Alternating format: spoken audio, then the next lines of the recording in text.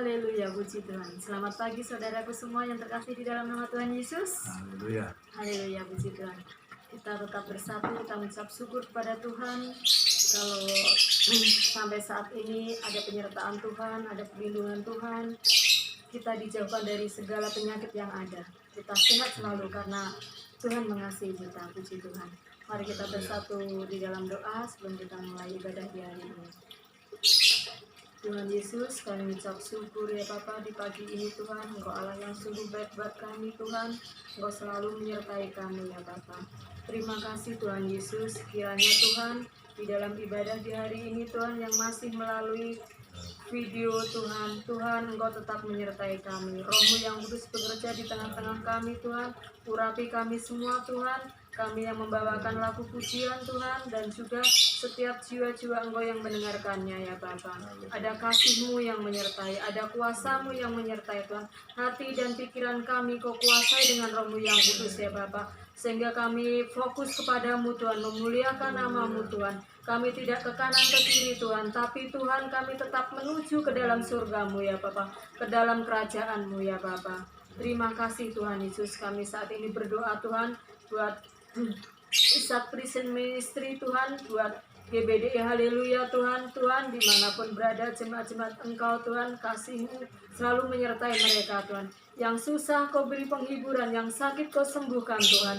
Tuhan Yesus, buat Tante Niri, Om Junet, buat Tante Feni, Tiffany, Kak Ferdi, Kak Feby Tuhan, Mama maupun siapapun yang ada Tuhan, Kau sertai mereka ya Bapa, di dalam perlindungan Engkau ya Bapa. Dan untuk jemaat pelayan-pelayan Engkau di Ishak Prison Ministry juga Tuhan, Kau sertai mereka ya Bapa. Ada kasih Engkau yang ada yang menyertai mereka ya Bapa. Terima kasih Tuhan, ada sukacita Engkau di hari Minggu ini Tuhan. Terima kasih, hanya di dalam nama Tuhan Yesus kami menyerahkan ibadah di hari ini. Haleluya, amin. Puji Tuhan, kita selalu mengucap syukur kepada Tuhan. Kita memuji Tuhan, kita naikkan syukur kepada-Nya. Haleluya. Selalu sukacita di dalam nama Tuhan Yesus, selalu mengucap syukur di dalam nama Tuhan Yesus. Terima kasih. Haleluya, haleluya. Syukur padamu Yesus, ku sembah sujud kepadamu Tuhan, di hadapan tahta kemuliaan-Mu. Ku tinggikan, ku agungkan selamanya. Naikkan syukur padamu Yesus, ku sembah sujud kepadamu Tuhan, di hadapan tahta kemuliaan-Mu. Ku tinggikan, ku agungkan selamanya. Segala puji syukur bagi-Mu, ku tinggikan nama-Mu selalu. Kemuliaan hanya bagi-Mu, terpujilah nama-Mu segala puji syukur bagi-Mu, ku tinggikan nama-Mu selalu. Kemuliaan hanya bagi-Mu, terpujilah nama-Mu. Kemuliaan hanya bagi-Mu, terpujilah nama-Mu.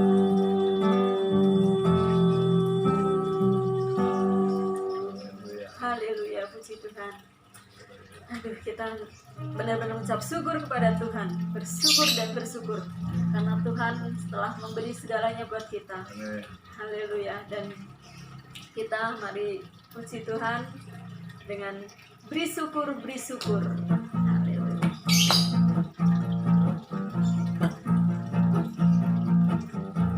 Syukur, beri syukur, berilah syukur, beri syukur. Susah atau senang, beri syukur. Panjatkan doamu, segenap hatimu, kasihnya Yesus jadi milikmu. Beri syukur, berilah syukur, beri syukur. Susah atau senang, beri syukur. Panjatkan doamu, segenap hatimu, kasihnya Yesus jadi milikmu. Beri syukur, beri syukur, beri syukur, beri syukur. Beri syukur, susah atau senang, beri syukur. Panjatkan doamu, segenap hatimu, Yesus jadi milikmu. Haleluya. Kasih Yesus ada di dalam kita. Kita bersyukur selalu, apapun keadaan saat ini. Kita selalu bersyukur. Puji Tuhan.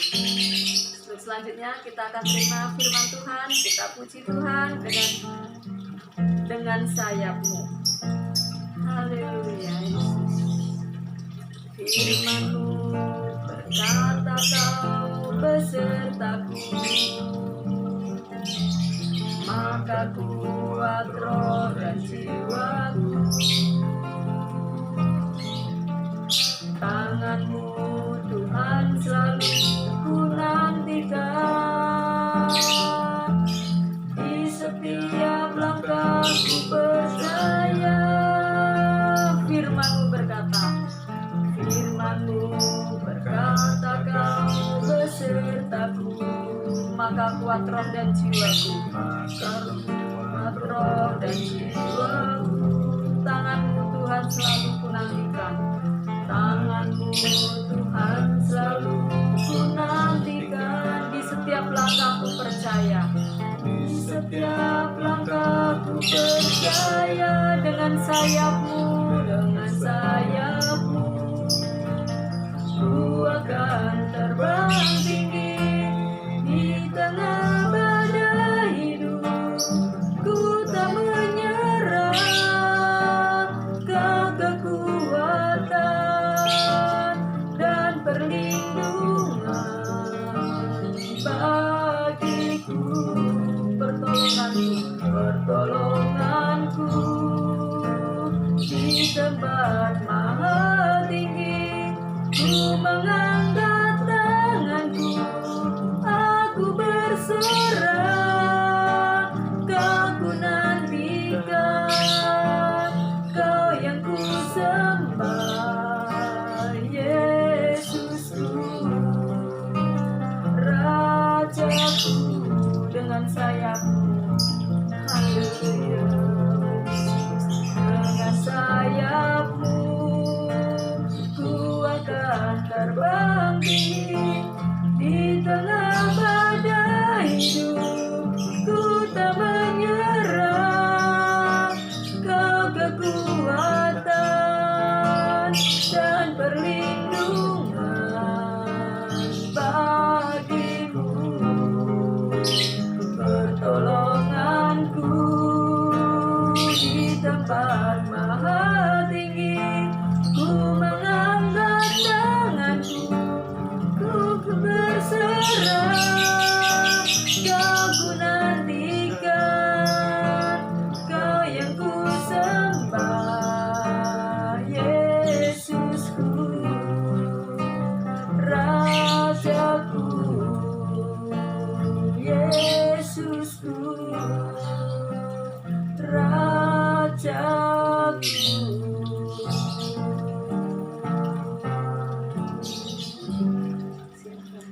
Bapa kami di dalam sorga, kami datang kepadamu Tuhan. Kami menanti-nantikan Engkau Tuhan dalam hidup kami. Kini tiba saatnya kebenaran-Mu lah yang menjadi keyakinan di dalam hidup kami. Kebenaran firman-Mu lah yang akan membimbing kami terus masuk di dalam hidup kami. Di dalam hadirat-Mu lah kami boleh ada sebagaimana kami ada ya Tuhan. Dalam hadirat-Mu kami menemukan kelepasan. Dalam hadirat-Mu ada sukacita. Dalam hadirat-Mu ada kesembuhan. Kami percaya keselamatan terjadi atas kehidupan kami yang percaya kepadamu Tuhan. Terima kasih Bapak, kami serahkan semua dalam tangan-Mu. Berikan hati dan pikiran kami yang dapat menerima kebenaran firman-Mu Tuhan. Urapan Allah terjadi atas kehidupan hamba-Mu tidak apa Tuhan. Agar ada kesatuan hati kami dalam kami mendengar kebenaran firman-Mu. Di dalam nama Tuhan Yesus Kristus kami sudah berdoa dan bersyukur. Kami akan baca firman-Mu. Haleluya. Amin. Selamat siang buat kita semua. Puji Tuhan, hari ini luar biasa kita bisa sama-sama kembali lagi di dalam pertemuan kita, sekalipun hanya bisa lewat video ini, tapi kita percaya Tuhan tetap bekerja dalam segala sesuatunya. Ya, selama kita masih punya hati, selama kita masih punya telinga, selama rohani kita sehat di hadapan Tuhan, percayalah apa yang disampaikan, apa yang sebentar kita akan baca, semua itu akan mengubah hati dan pikiran kita semua. Kenapa saya katakan demikian? Karena manusia berubah, saudara. Haleluya. Manusia harus berubah. Ada seorang hamba Tuhan katakan yang tidak berubah itu adalah monyet. Jadi makanya manusia harus berubah. Mari sama-sama katakan dengan saya, manusia harus berubah. Manusia harus berubah. Kamu dan saya harus berubah. Kamu dan saya harus berubah. Nah, itu menjadi poin penting di dalam hubungan kita dengan Tuhan. Karena apapun yang sedang kita alami, tingkat pengertian kita tentang kebenaran firman Tuhan yang belum sepaham dengan daging kita, kalau kita belum bisa mengalami bagaimana kuasa Tuhan bekerja di dalam diri kita, Tuhan tetap Allah yang setia. Amin. Dulu kalau kita melakukan kesalahan, Dia tetap Allah yang menunggu kita. Sekarang kita melakukan kesalahan lagi, Dia tetap Allah yang menopang kita. Amin. Ke depan sana kalau kita masih melakukan kesalahan lagi, Tuhan tetap sama. Tuhan tetap Allah yang memberikan kita pengharapan. Tapi ingat, pengertian kita tentang bagaimana kasih Tuhan, tidak selamanya Tuhan juga mengasihi hidup kita. Tuhan menopang kita, Tuhan menjaga kita dengan setia. Ada kalanya kalau kita sebagai anak, kita dibiarin, saudara. Kita dibiarin jalan sendiri. Di saat kita berdoa minta sama Tuhan, Tuhan gak jawab kita. Itu tujuannya apa? Itu untuk mendewasakan rohani kita, saudara. Haleluya. Inilah yang menjadi pengertian-pengertian yang sehat, saudara. Jadi kalau saudara sendiri, seandainya hubungan kita antara suami dengan istri, ataupun orang tua dengan anak, ataupun kita dengan hubungan dengan teman-teman kita, kalau ada hal yang kurang sehat di antara hubungan kita, hubungan kita pasti akan renggang. Tapi kembali lagi, dalam hubungan yang renggang itu, seharusnya kehidupan rohani kita harus semakin bertumbuh. Mendengar firman Tuhan, rohani kita bertumbuh. Tapi pada saat hubungan kita renggang satu dengan yang lainnya, kenapa saya katakan kita harus bertumbuh? Karena kalau kita tidak bertumbuh, kita akan mati, saudara. Haleluya. Ini pengertian yang menurut saya harus disampaikan. Kenapa? Karena kalau tidak disampaikan, ada banyak orang yang rindu melayani pekerjaan Tuhan.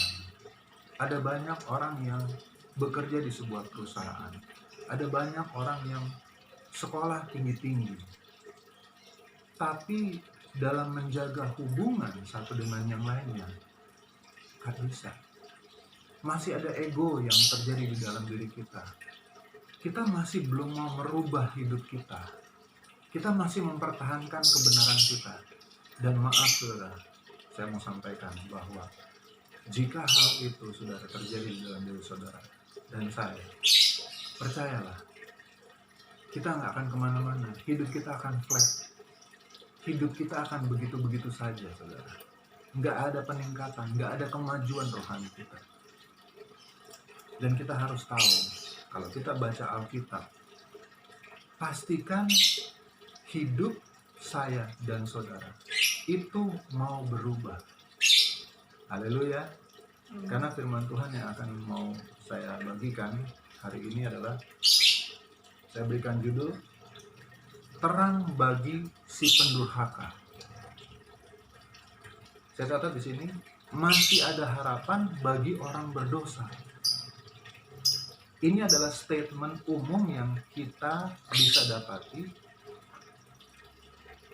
menjadi keyakinan atau menjadi celaan. Menjadi keyakinannya begini, bagi orang berdosa masih ada harapan.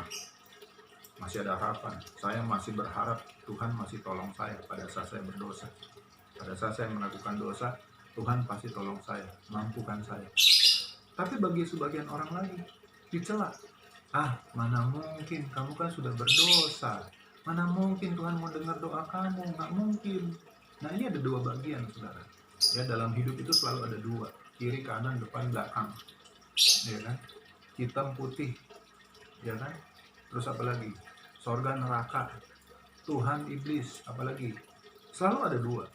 Nah, sekarang pengertiannya. Penyebab daripada semua hal itu didasari dari apa? Bicara tentang pendurhakaan. Sekarang coba kita lihat Matius pasal ke-24 ayat 13, ayat 12 sampai 14. Matius 24 ayat 12 sampai 14. Matius 24 ayat 12 sampai 14. Ayat 12. Dan karena makin bertambahnya kedurhakaan, maka kasih kebanyakan orang akan menjadi dingin. Tetapi orang yang bertahan sampai pada kesudahannya akan selamat. Dan Injil kerajaan ini akan diberitakan di seluruh dunia menjadi kesaksian bagi semua bangsa. Sesudah itu barulah tiba kesudahannya. Alkitab mencatat di sini begini, saudara. Karena makin bertambahnya kedurhakaan, inilah yang menyebabkan terjadinya perang. Inilah yang menyebabkan terjadinya gempa bumi. Inilah yang menyebabkan apa yang dikatakan Yesus di ayat yang dari ayat yang ketiga sampai ayat yang ke-11. Apa itu? Ayat yang ketiga. Ya, saya bacakan di sini dari ayat yang keempat.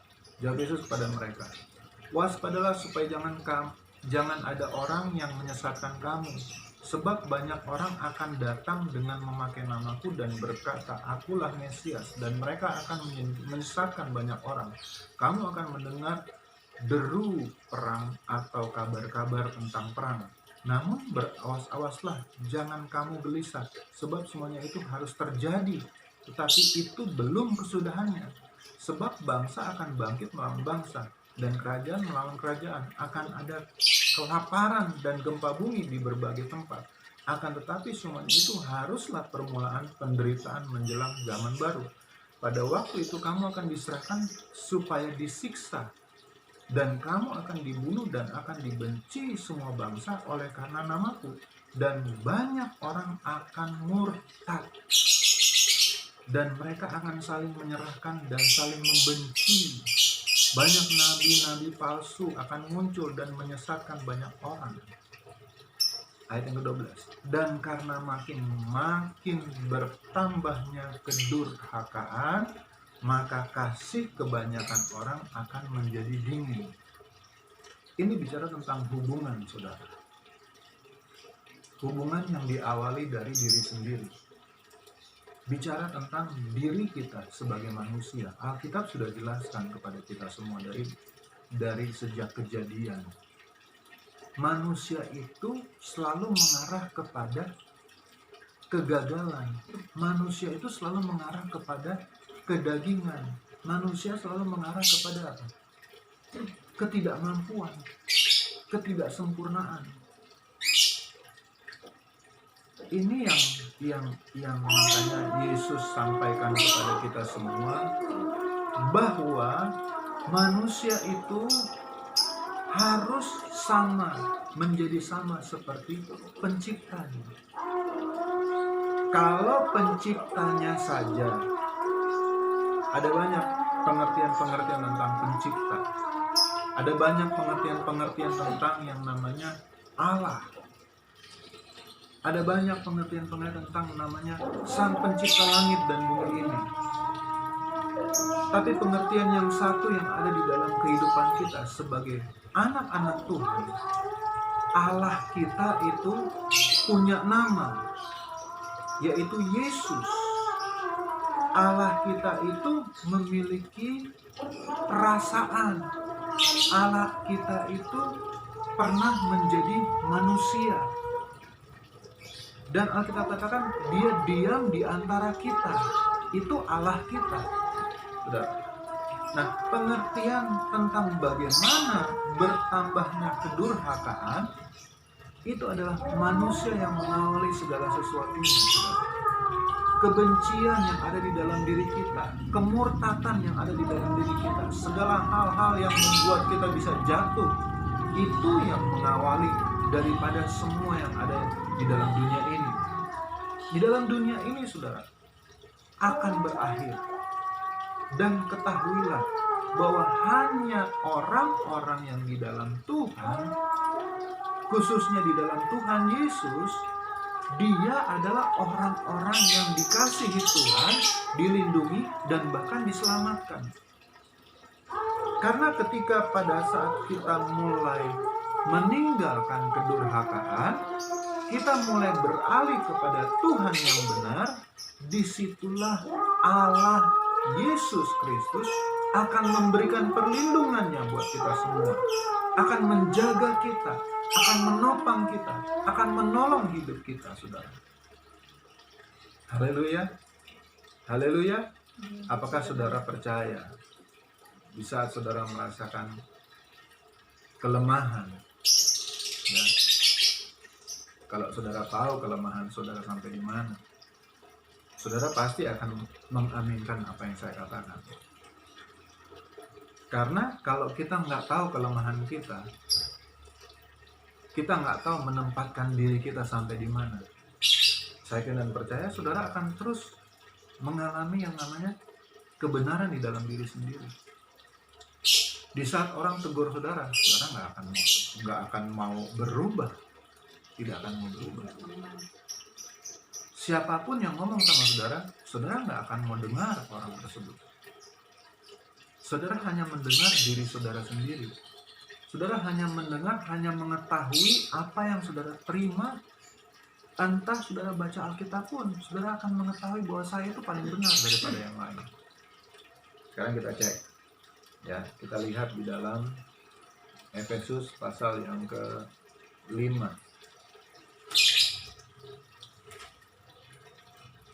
Efesus pasal yang ke-5. Efesus pasal yang ke-5, kita baca di ayat yang ke-3 sampai ayat yang ke-6. Efesus 5 ayat 3 sampai 6. Tetapi percabulan dan rupa-rupa kecemaran atau keserakahan disebut saja pun jangan di antara kamu, sebagaimana sepatutnya bagi orang-orang kudus. Demikian juga perkataan yang kotor, yang kosong atau yang sembrono, karena hal-hal ini tidak pantas, tetapi sebaliknya ucapkanlah syukur, karena ingatlah ini baik-baik, tidak ada orang sundal, orang semar, atau orang serakah, artinya penyembah berhala, yang mendapat bagian di dalam kerajaan Kristus dan Allah. Janganlah kamu disesatkan orang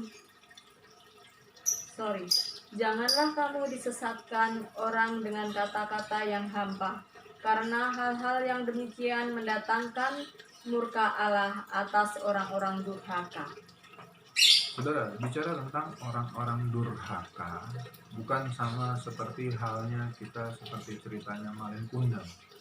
Ya, dia berdurhaka kepada ibunya. Ya, tapi orang-orang durhaka itu dimulai dari perkara-perkara yang sederhana di dalam hidupnya. Dari kebiasaan-kebiasaan yang dibangun, dari kehidupan yang lama. Ya, Alkitab di sini dari percabulan, rupa-rupa kecemaran, keserakahan. Ya, terus apa lagi? Di sini sebagai ini juga perkataan kotor yang kosong, ya, yang sembrono. Hal-hal ini tidak pantas, tetapi sebaliknya ucapkanlah syukur. Karena ingatlah ini baik-baik, tidak ada orang sundal, orang cemar, orang serakah, artinya penyembah berhala yang mendapat bagian dalam kerajaan Kristus dan Allah. Janganlah kamu disesatkan orang dengan kata-kata yang hampa, karena hal-hal yang demikian mendatangkan murka Allah atas orang-orang durhaka. Saudara. Jadi bicara tentang pendurhakaan, durhaka itu adalah kehidupan manusia. Orang yang belum berubah, orang yang belum bertobat, hidupnya akan mendurhaka. Entah dia berdurhaka buat dirinya sendiri ataupun buat orang lain. Tapi artinya akan ada kecemaran, akan ada perselisihan, akan selalu tersinggung satu dengan yang lainnya. Kenapa? Karena hidupnya masih durhaka. Durhaka kepada Tuhan. Saudara. Jadi kita perhatikan di sini, saudara, ya. Hidup kita ketika kita sudah ada di dalam Kristus Yesus sebagai Tuhan dan Juru Selamat, ini sudah harus bisa menyingkir semuanya. Seharusnya sudah harus bisa menyingkir. Tapi ada banyak sekarang menjadi bagian di dalam kehidupan manusia, ya, akan membuat jadi seperti terbiasa, ya, mungkin lewat media massa atau mungkin lewat banyak hal.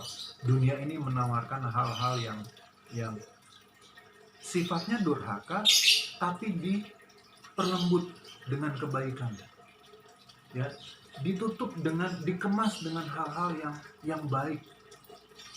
Nah, ini yang akan mendatangkan murka Allah.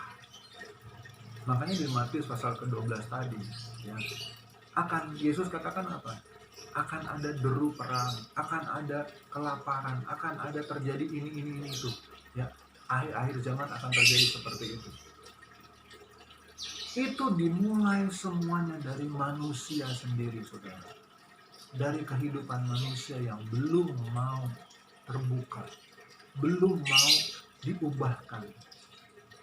Nah, kembali lagi kalau kita baca di dalam surat Timotius, kita baca di dalam 1 Timotius pasal yang kedua, ayat yang ketiga, ayat yang ke-5 sampai ayat yang ke-7. 1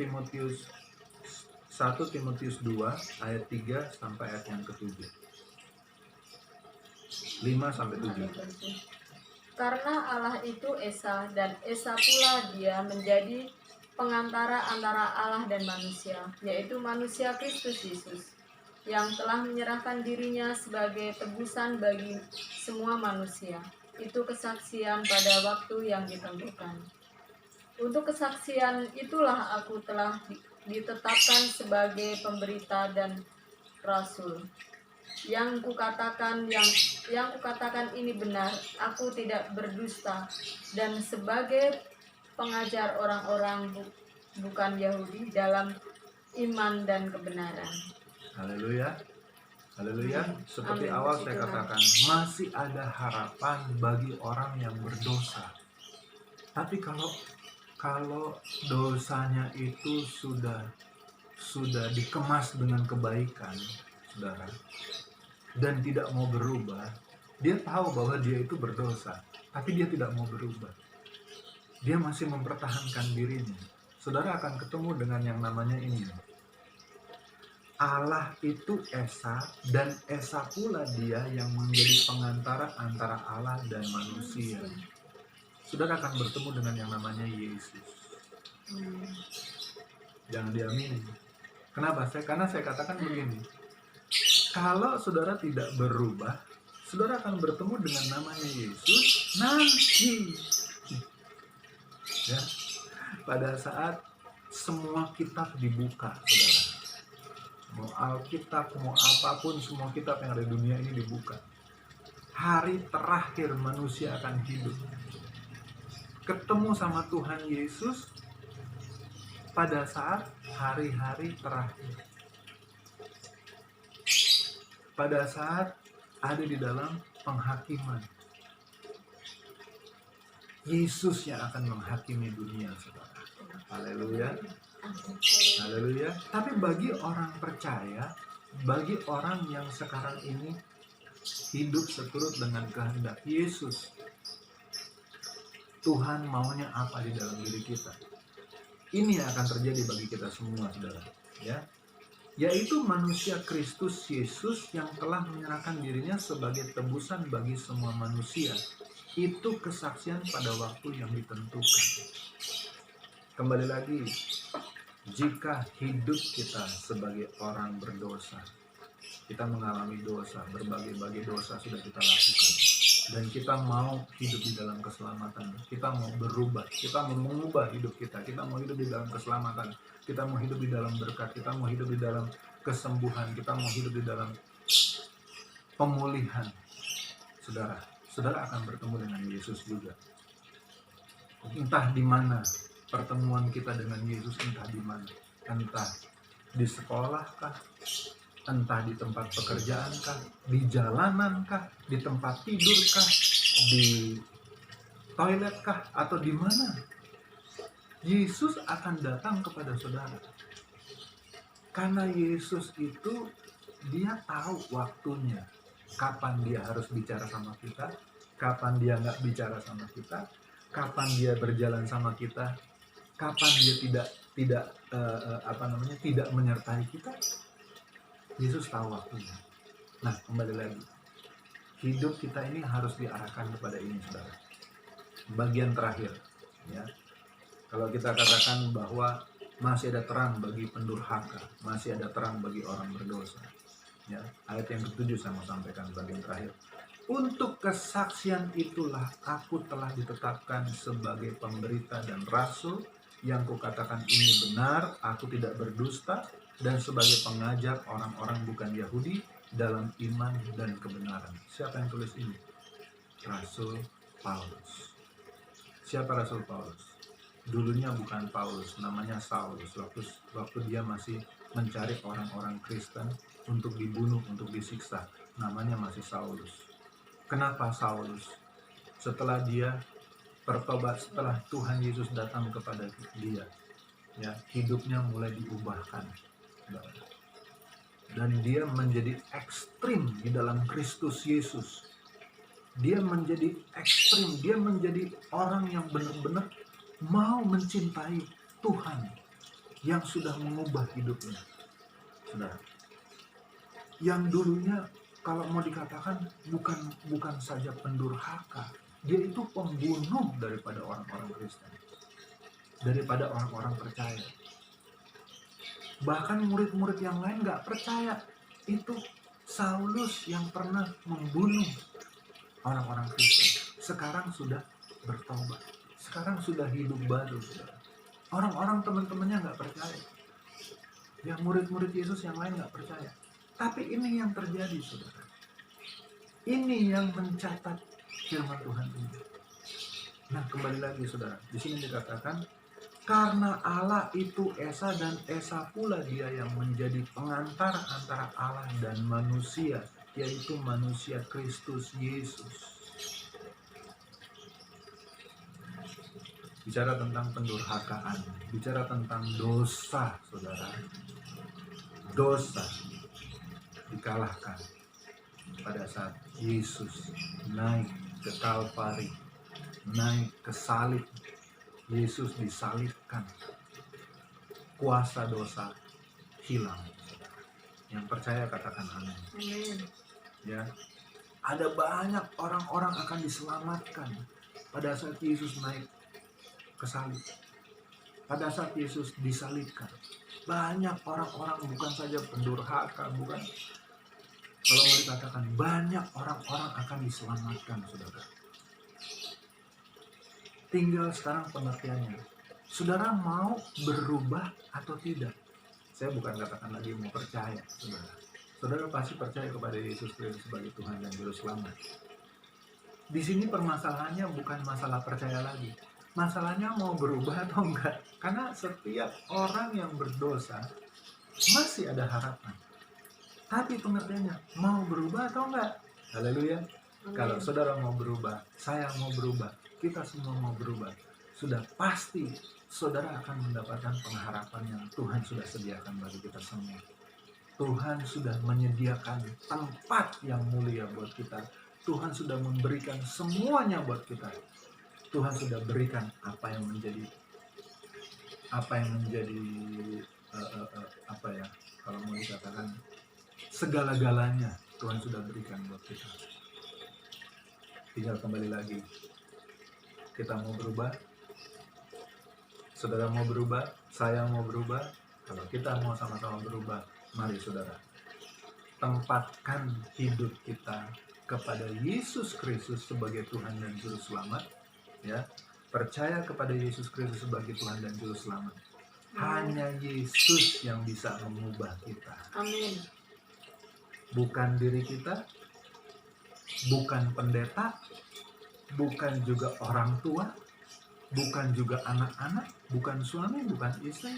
Yesus Kristus yang bisa akan mengubah kehidupan kita. Bisa kita katakan, Tuhan, saya mau berubah. Ya, saya sudah tahu dosa saya sampai di sini, Tuhan. Sekarang saya mau berubah. Di saat saudara katakan doa yang sederhana seperti itu, percayalah, Tuhan akan datang kepada saudara dan saya.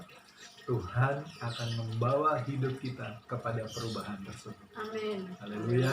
Hidup kita akan diubahkan, tidak lagi sama seperti yang dulu. Tidak lagi ngomong-ngomong yang kotor, tidak lagi berpikir hal-hal yang tidak berkenan kepada Tuhan, tidak lagi memikirkan hal-hal yang sifatnya mendurhaka terhadap diri sendiri ataupun kepada Tuhan ataupun terhadap sesama.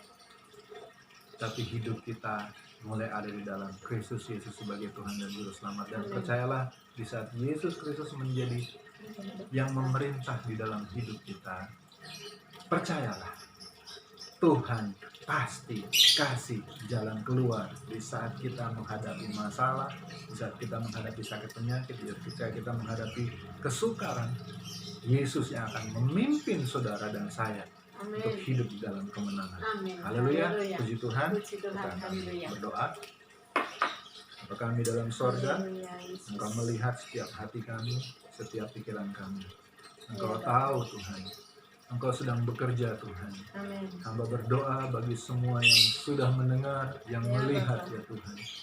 Hamba berdoa, kasih karunia-Mu menyertai kehidupan kami semua ya Tuhan.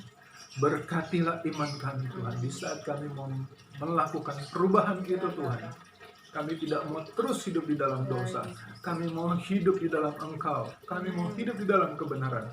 Maka Engkau sendiri akan memberikan kemampuan bagi kami untuk kami berjalan dalam iman percaya kami kepadamu. Hanya Roh Kudus yang akan memampukan kami untuk kami dapat melakukan perubahan tersebut. Terima kasih Bapa. Segala puji syukur hormat hanya bagi Allah di tempat mati. Dalam nama Tuhan Yesus Kristus kami sudah berdoa dan bersyukur. Haleluya. Amin. Tuhan Yesus memberkati. Tuhan Yesus memberkati. Selamat hari Minggu. Selamat hari Minggu. Tuhan memberkati. Haleluya. Haleluya.